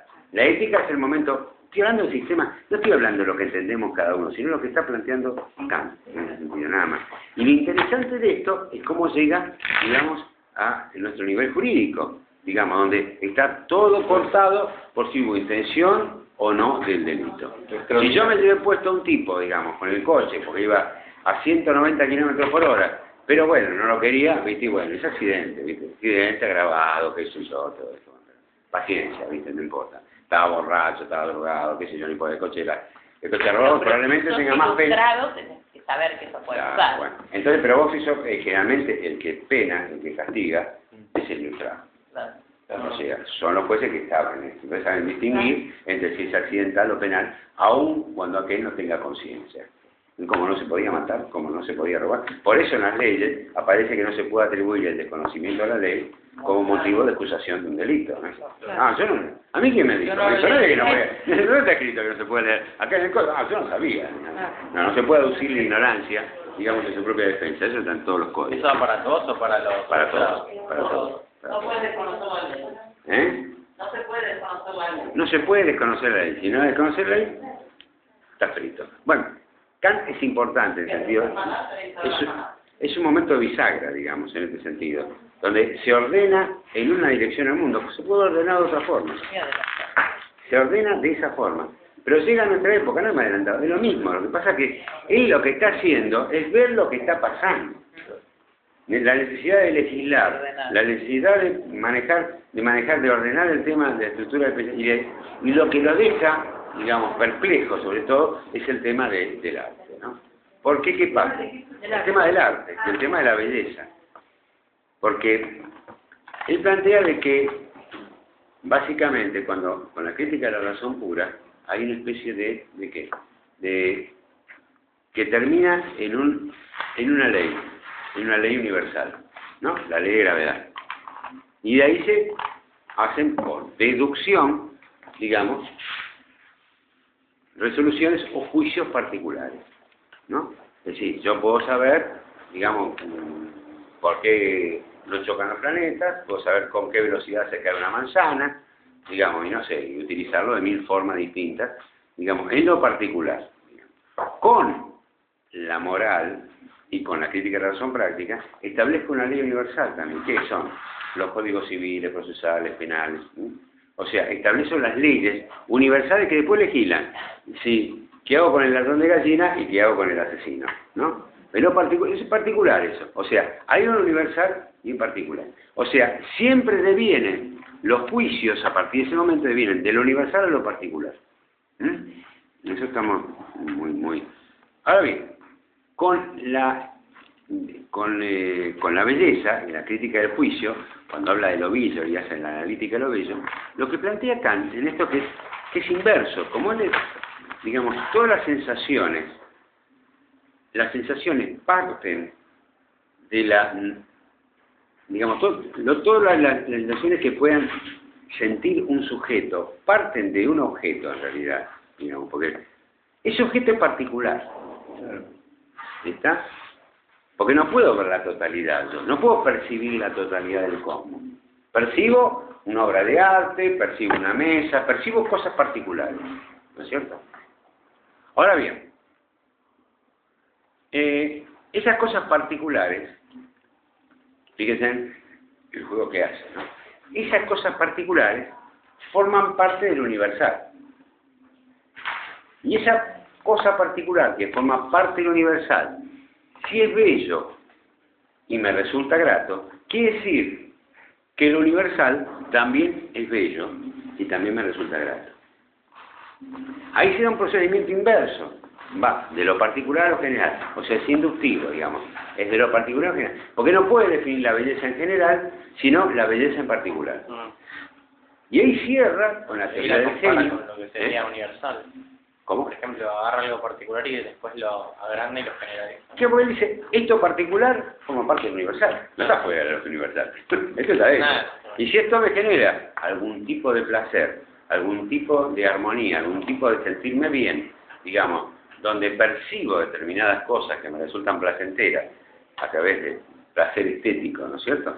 Lo que sería, bueno, quiere decir que al formar esto parte del universal, lo universal también, digamos así, lo infiere, digamos, de alguna forma. ¿Entiendes? Ese es un tema, un rebusque bastante interesante, pero que consolida la teoría del genio, O sea, en el sentido de que también ese genio es particular, pero se universaliza a partir de ese momento, ¿no? Porque ese genio particular, digamos, al ser bello, lo que hace, esa belleza es universal. Con lo cual consolida lo universal, digamos, en el territorio donde él está caminando, que es Coenimber, Prusia Oriental, ¿no es cierto? Ese es un poco... ¿Cómo? Consolida la posición de Europa, digamos. No le preocupa, porque en realidad es la diétesis y el sujeto ilustrado burgués feo. Eso lo aclara 40 años después, nada más. ¿Qué? Y yo acá no estamos hablando ni de los africanos, ni de los americanos, nada. Estamos hablando de una franja norte de Europa, que incluye norte de Alemania, parte de Prusia, Austria y lo que soy Bélgica, Holanda, los países nórdicos y el sur de Inglaterra. O sea, los anglosajones. Ni los galeses, ni los escoceses, y menos algunos irlandeses que ni los nombres. Ahora, en esa época que existía América. Bueno, América, Hegel, sí, bueno, Kant no la nombra. Kant ni la nombra, Kant ni la nombra. Pero eso es Wikipedia.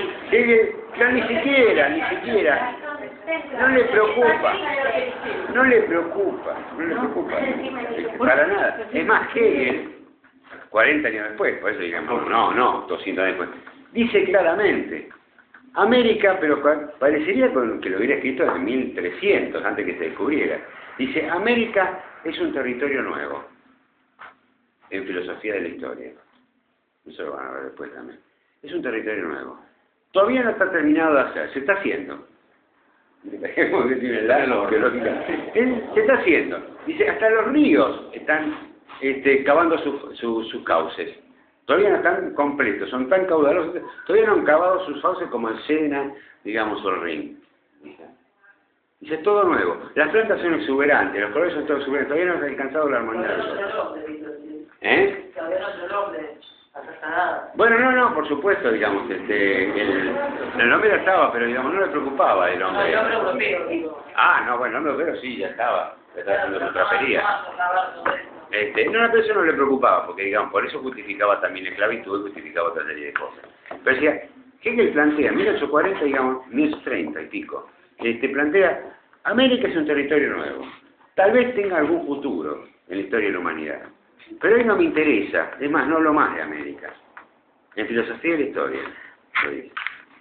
Habla que lo que es Asia es el pasado, y que Europa es la consolidación de la razón absoluta, digamos, la razón absoluta que es en Europa. Lo demás no existe, África no existe, digamos, ha demostrado que los negros no tienen ni siquiera espíritu, digamos, no tienen nada, digamos, no existe. Lo que es el norte, lo que es el sur de África, lo que es el sur de Europa, es África, dice es África. Tomando como base España, ¿no es cierto? España es África, no tiene ninguna duda. Digamos, es el norte de Argelia. Digamos, España es el norte de Argelia. De Algeria. Wow. O territorio marroquí, ¿no? Entonces, no es que España es de Marruecos, sino que Marruecos fue. Entonces dije, bueno, en realidad esta es la franja, digamos, que domina. Es decir, en realidad especifica políticamente elementos que Kant lo había planteado, pero no avanzó demasiado. No nombra una sola vez América. Nunca. Tampoco no. En esta etapa, los jefes de América estaban foliando, llevándose la riqueza. Y gracias a América es la riqueza europea. Bueno, vamos a ver. Acá vos tocaste un tema clave.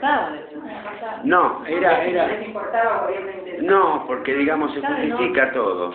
Porque de pronto los mismos españoles decían que el oro y la plata para los americanos no tenía significación. No era valor, claro. Hasta que claro, ellos como tenían una sociedad comunitaria y una sociedad agraria, los incas, digamos el Tahuantinsuyo, los guaraníticos, los aztecas, los mayas, digamos, eran sociedades comunitarias de culturas agrarias, digamos, que ellos no usan para adorno. Es decir, el oro y la plata en la casa, digamos, Y ni siquiera, pero además, digamos, hay una cuestión, que ellos plantean que América, digamos, primero, a Hegel no le preocupa todo eso. Pero hay un tema que me gustaría aclarar, que lo tengan bien en claro. Hay un autor que se llama Pierre Vilar, digamos, Premio Nobel de Economía, donde analiza la circulación del oro y la plata entre 1510 y 1780, con los registros de entrada en 5 puertos de Europa. De entrada de oro y plata en 5 puertos de Europa. Primero hace un diagnóstico, les cuento esto para que ustedes lo tengan, porque es una referencia. Hace un diagnóstico. Europa se había, hacia 1480, desmonetizado. No tenía oro y plata, porque había crecido, digamos, a través de los burgos, todo eso, sin una planificación. Entonces compraban. ¿Con qué pagaban? Con oro y plata.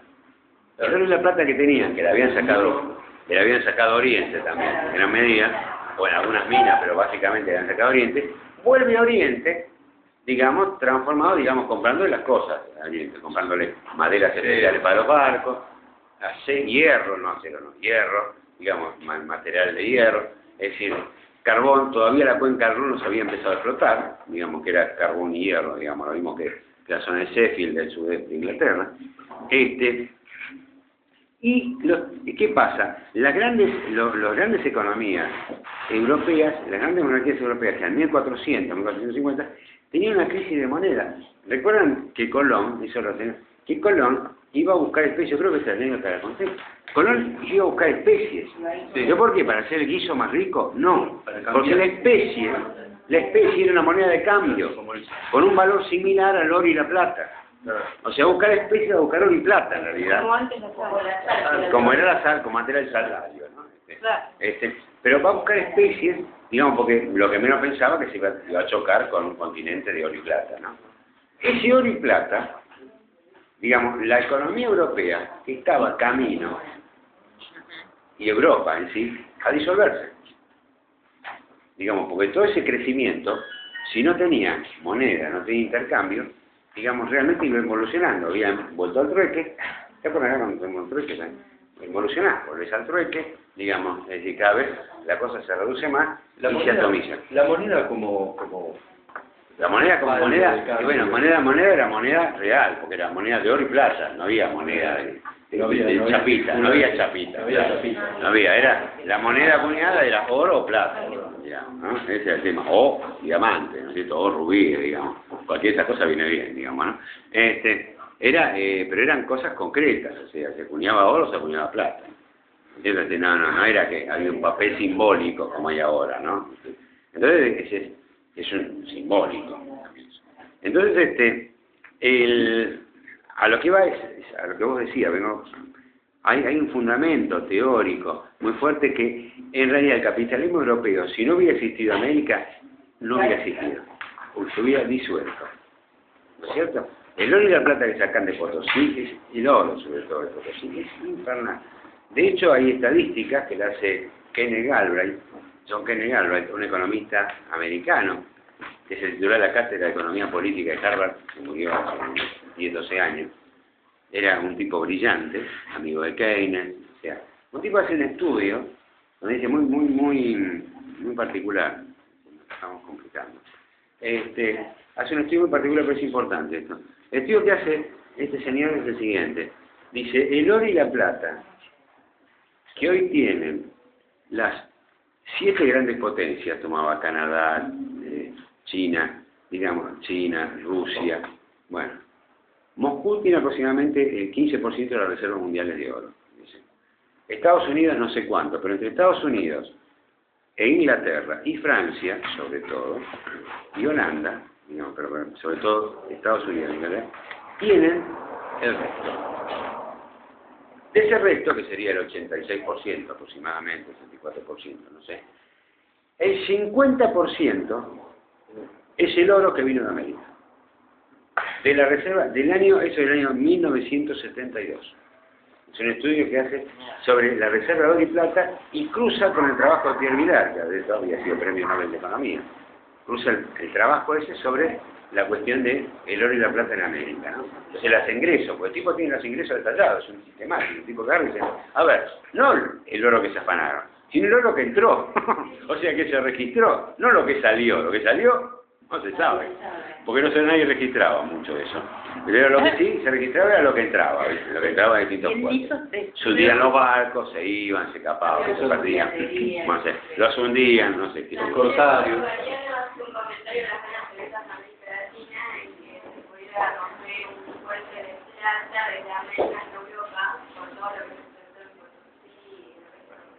Y sí, alguien hizo un cálculo, un economista mexicano, de que a tasa LIBOR más baja, o sea, tasa LIBOR es la tasa internacional, que es el 3% anual, o 4%, no sé. Si tuviera que devolver tasado valores actuales, Europa no existiría, digamos, no había forma de pagar esa deuda. Sí, pero nadie firmó ningún boleto de recibo, nadie firmó nada. ¿Viste? Bueno, no importa, eso, la culpa tiene ella que sacó el tema.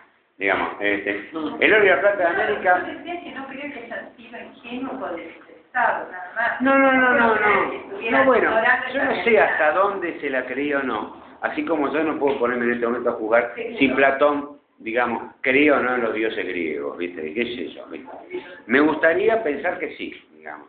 Y a mí me gustaría pensar también, un poquitito por el genio de Kant, que Kant en realidad analiza sobre el hecho consumado. Le interesaba 3 velines de dónde vino el oro, digamos. Ya está, lo tenemos nosotros. Es más, de pronto parece un juicio aristotélico, ¿no? En todo esto. Digamos, si nosotros ganamos es porque somos mejores. Y si somos mejores ya está, no hay más nada que discutir. Es más, tenemos el poder para seguir siendo mejores, ¿no? Entonces digamos, bueno, listo, se acabó, vencimos, punto. Los vencedores ponen las reglas, ¿listo? Y estas son las reglas del mundo burgués. Hay que pagar el impuesto, hay que pagar las deudas, hay que pagar todo.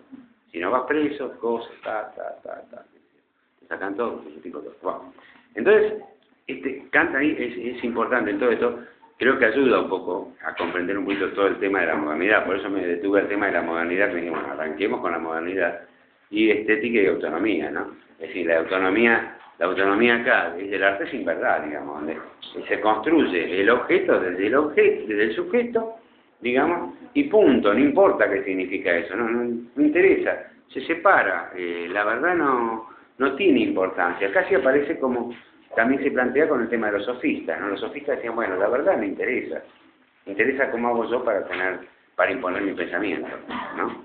Bueno, y acá, digamos, si quieren como hacer un recorrido de las preguntas.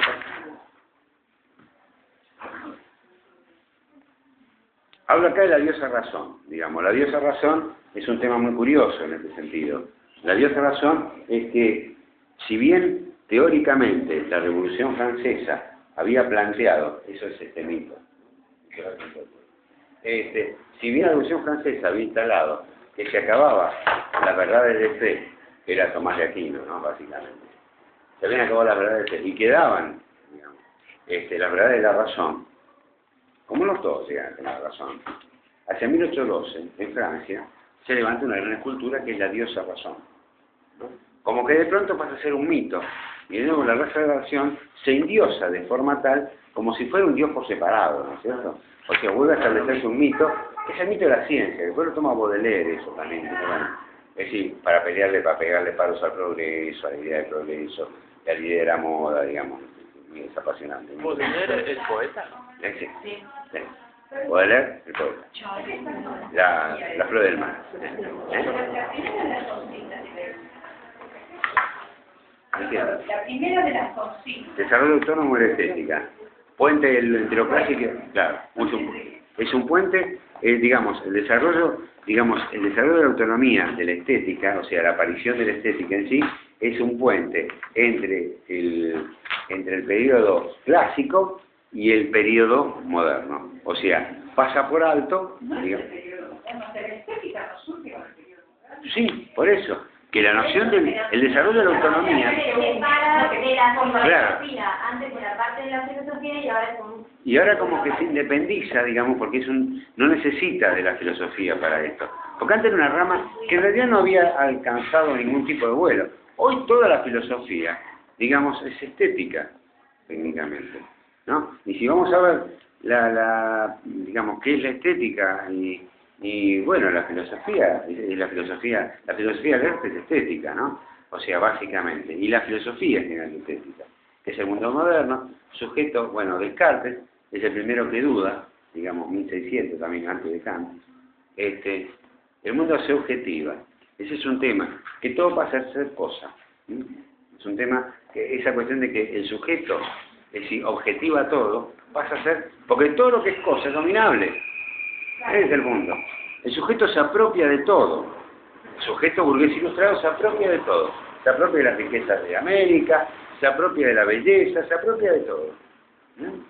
A la construcción, al cosificar al mundo, al cosificar todo va a ser cosa, cosa objeto. Por eso, Heidegger después, ustedes lo vean, habla de cosa, porque habla del tema de la cosa, digamos. ¿Qué es la cosa, digamos? ¿Qué es la cosa kantiana, digamos? ¿Entendés? Y empieza a pegarle un poquitito, ¿no? Interesante. Por eso es otra historia. La razón instrumental. La razón instrumental es que la razón pasa a ser el instrumento básico, digamos, de la dominación. Como instrumento de la razón, como instrumento del mundo burgués para la dominación. Un poco el tema. Bueno, la época de la técnica arranca como yo les comenté, con Aristóteles, ¿no? Con la cuestión de que Aristóteles deja entonces la pregunta que tiene Platón sobre qué es el hombre, a hacerse la pregunta cómo el hombre se mueve entre Aristóteles, entre las cosas. Esa es la pregunta por la técnica. ¿No? Es el tema, cómo el hombre se mueve entre las cosas, o sea, cómo hace cosas, cómo construye cosas. El tema de Aristóteles, ¿no? Y la técnica, el surgimiento de la técnica, ¿no es cierto? Entonces, bueno, la técnica, de alguna forma, marca todo, marca distintos pensamientos. Eso es lo ver. Y hay una cuestión, acá que aparece una pequeña puntita clasista en todo esto, ¿no? Sobre la clase burguesa. Dice, el gusto marca una distancia con los objetos. O sea, el campesino, con los objetos que utiliza cotidianamente, tiene una gran cercanía. Es decir, mientras lo que utiliza, digamos, o lo que, digamos, la relación que tiene el burgués ilustrado con los objetos es distante. ¿Distante en qué sentido? Distante que construye, de alguna forma, una relación de no necesariedad. Eso tiene relación con el tratamiento que el arte es lo representativo, no utilitario. Claro. Tiene que ser eso, y a su vez entonces necesita esa cosa del desinterés, ¿no? Necesita, acá aparece el tema del desinterés que o sea, como que de pronto no tengo el arte, digamos, la belleza en sí, la belleza, no el arte, porque el arte a lo mejor por ahí se confunde con la obra de arte. La belleza en sí está desprovista de interés. Eso lo dicen los ingleses. Y además, dice más, que la belleza, además, no es sujeto de conocimiento. O sea, no me da conocimiento. Burke dice que sí, que da conocimiento. Van a empezar a discutir un poquitito, ¿no? Entre ellos. Pero básicamente como que en realidad la belleza no es material cognoscible, sino sensible, ¿no? Entonces, digamos, ahí aparecen dos elementos, la distancia al objeto, o sea que la puede establecer, digamos, el burgués, pero no la puede establecer el campesino, porque necesita la asada, necesita el buey, necesita las cosas, mientras que, es decir, utiliza necesariamente la cosa, digamos, y entonces no tiene distancia con el objeto, mientras que el burgués ilustrado mantiene una distancia de toda necesidad con el objeto, sobre todo con el objeto de uso.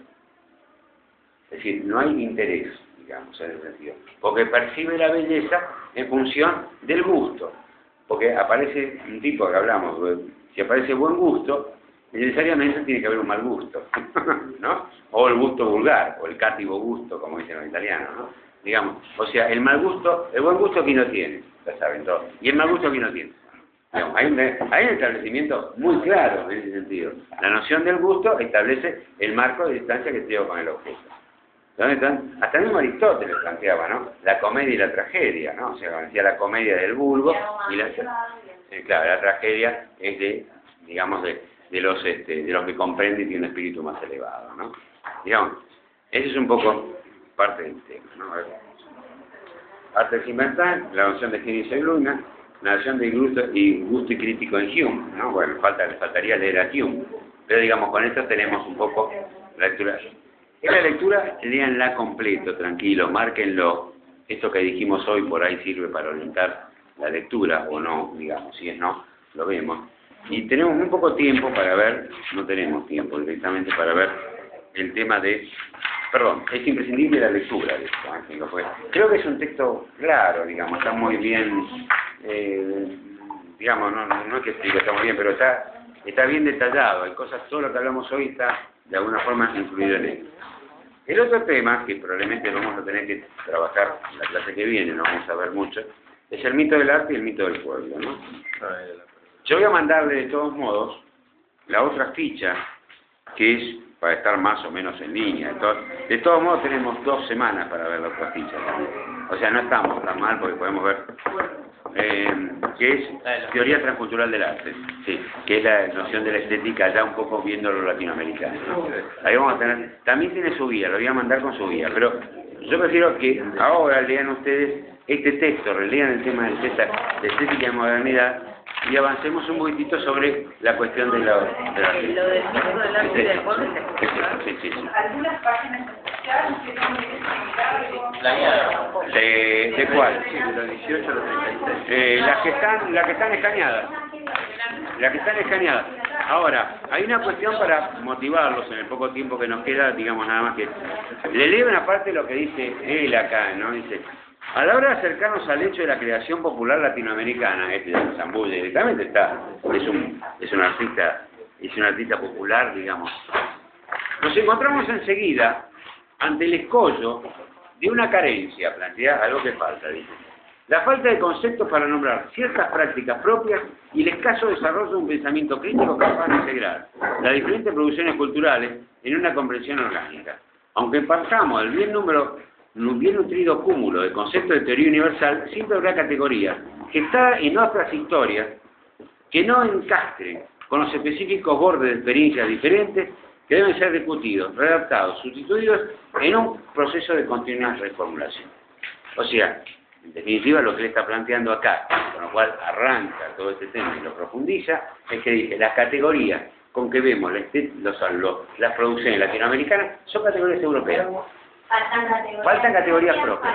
Exactamente. Él avisa, nada más. Eso es una construcción, es un texto reciente, es de 70, 80, 80 y pico, digamos. O sea, el tema es, digamos, de la filosofía y del arte, digamos, empezar a pensar estas condiciones y estas estructuras, digamos, nuevas, o estas nuevas categorías. Bueno, eso después lo vimos con el texto. Bueno, dejamos acá, digamos, porque si no, vamos a dejar menos por la mitad. Leemos lo otro. Las preguntas, pero la o mandala, por favor. No está bueno. Bueno, está bueno. Para la semana que viene, ¿qué leemos? El mito del arte y del la cuestión de lo artístico, Sí. completen la lectura de modernidad sí, estética. bien, completa, a ver si hay dudas en todo esto. Y yo le voy a mandar el material con la guía nueva, que serían las próximas 2 clases. Guía de Colombia. Heidegger, al final, de 18 a 36 o nada. No, nada. Por ahora no. ¿Cuál ahora es el que tiene no lo sacamos. Ah, no lo sacamos. Lo corrimos al menos por ahora. Que estaba. Vos habías tirado el 18 a los 36. Claro. Y después dijiste no. Poética tampoco. La poética después la van a ver, guárdala. Algo me habían dicho.